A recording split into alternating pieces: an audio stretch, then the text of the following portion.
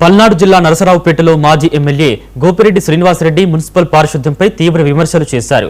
Good morning Narasaraopet కార్యక్రమంలో భాగంగా 20వ వార్డులో పర్యటించిన ఆయన వార్డులో శానిటేషన్ పరిస్థితి అధ్వానంగా ఉందని ఆరోపించారు. కాలువలు పొడిపోవడం, రోడ్లపై మురుగునీరు ప్రవహించడం, ఎక్కడికక్కడా చెత్త పేరుకుపోవడంపై ఆగ్రహం వ్యక్తం చేశారు.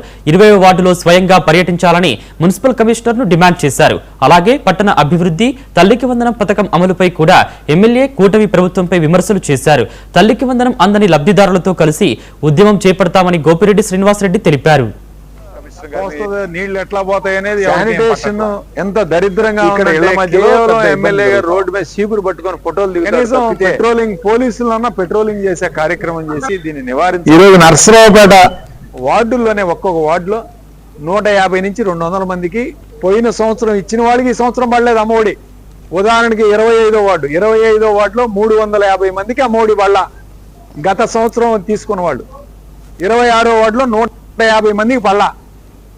ఎందుకు పడలేదు? వీళ్ళకి కేవలం కోత విధించే విధానం. కరెంటు బిల్లులు ఎక్కువ వచ్చినాయి. ఎండాకాలంలో కరెంటు బిల్లులు 3 నెలలు యావరేజ్ తీస్తే ఎవరికి ఎక్కువ రావండి? ఎక్కువ వస్తాయి తక్షణమే. సంవత్సరం యావరేజ్ తీసుకోవాలి మీరు.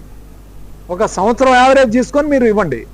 3 నెలలు యావరేజ్ తీసుకొని ఎండాకాలంలో మీకు కరెంటు బిల్లు ఎక్కువ వచ్చిందని చెప్పి అమ్మఒడి కోత విధించే కార్యక్రమం చాలా దారుణంగా. నర్సరావుపేట పట్టణంలో దాదాపు 5,000 మందికి పోయిన సంవత్సరం తీసుకున్న వాళ్ళకి అమ్మఒడి రాలా.